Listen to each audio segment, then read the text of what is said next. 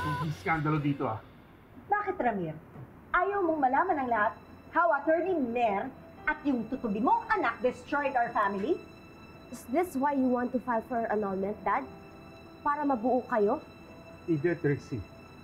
Mali yung iniisip mo. Trixie, Patricia, huwag niyo naman sanang sisihin si Ramir. Ako naman talagang magpumilit na makasama sa dinner na ito. Dahil matagal niya nang pinagpaplanuhan ito, how you can have your perfect family habang nagsasuffer kami na legal family ni Ramir. I'm sure, nagsa-celebrate ka na ngayon, Attorney Matias, dahil parang nanalo ka na rin ang kaso mo.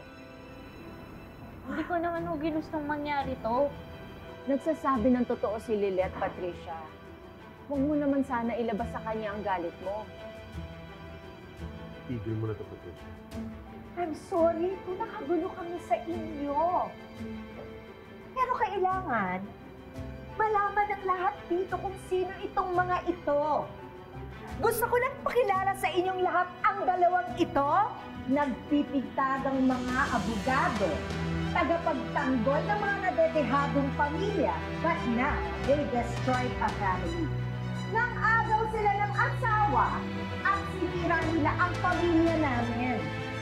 Look closely at them dahil baka sa susunod, mga pamilya nyo na ang sirain nila.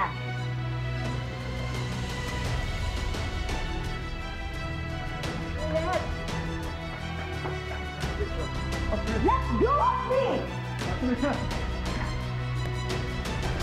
Ano ba? You let go of me! Ano?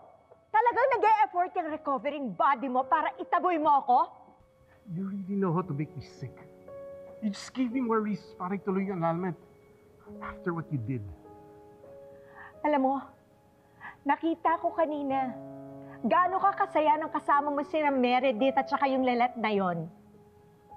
Alam mo bakit? Dahil kapag kasama ko si Lilet, maski si Meredith, may boses ako. I can do what I want, I can say what I want, nang hindi ko na iniisip kung magagalit ka pa o hindi. Sabihin mo na kung anong gusto mong sabihin, Ramir. But I did everything for you. Para sa pamilya natin.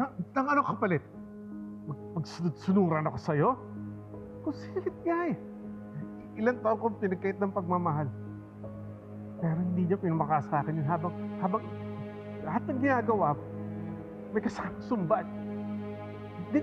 Did you ever truly love me? Or natatakot ka lang mawala ng asawang susunod-sunuran sa'yo?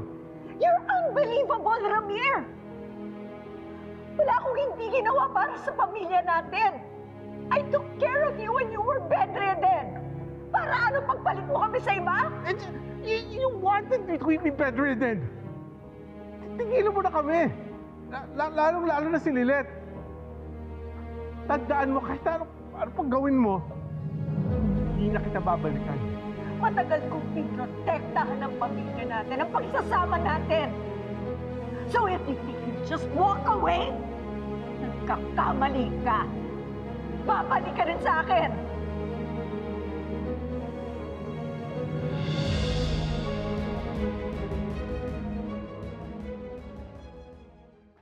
Are you happy now? Sa harap-harapang pangaagaw mo sa dad ko? Akala ko ba magaling ka abogado? Bakit hindi mo man lang mapagtanggol yung sarili mo kanina? Kasi wala kang laban dahil bastarda ka. Oo. Kaya aminin ko. Gusto kong makiambon ng pagmamahal ni tatay. Sabi ko sa sarili ko, kapiraso lang naman ako eh. Kaya kahit kapirasong parte ng pagmamahal ni tatay, masaya na ako. Pero tama na siguro. Pinapaubaya ko na sa'yo yung kapirasong yun. Ayoko na ng gulo. Mabuti naman, na-realize mo. So please be a good daughter to tatay. Para kahit ikaw nung may nasa tabi niya, sapat na. Hindi niya nagugustuhin na magkaroon ng anak na katulad ko.